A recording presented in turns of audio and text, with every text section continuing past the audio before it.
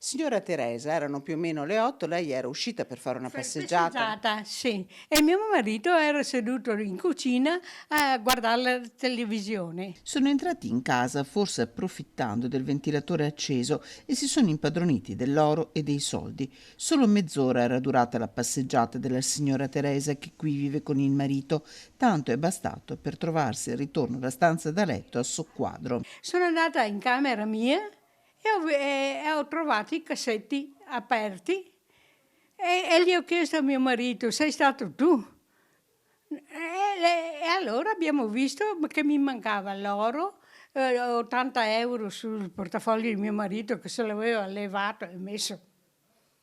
Ecco, niente, Quindi suo marito era a casa, stava guardando la televisione e sono entrati dalla porta. sono entrate dall'ingresso. Le hanno portato via delle cose che a lei erano care. Eh sì, ecco, l'anello di fidanzamento, un anello che mi aveva fatto, che mia sorella che è morta mi aveva regalato un lingotto d'oro e io ho detto cosa faccio e sono andata dall'orefice e mi ha fatto fare un braccialetto e una spilla. Solo oro e soldi in contanti. Sconsolata e incredula, la signora Teresa ci mostra come siano state lasciate nel portagioie collane in pietra e orecchini di bigiotteria.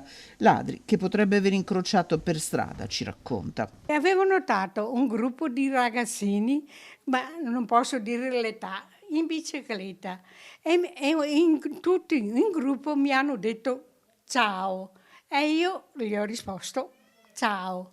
Dopo 20 metri passa un altro ragazzino, ma era un attimo più grande vedendolo seduto sulla bicicletta e mi ha detto ciao. Alla notte mi viene in mente il giro dei ragazzi, quel saluto era un saluto da prendere in giro. Insomma, è convinta che siano stati loro. Convinta che sia stati loro. Ha presentato denuncia il giorno dopo la signora Teresa, ma nel tranquillo quartiere residenziale fatto di piccoli condomini, case e villette, i ladri hanno fatto man bassa diverse volte, anche negli ultimi giorni, con i cittadini che si sentono sempre più impotenti e lanciano un grido d'aiuto.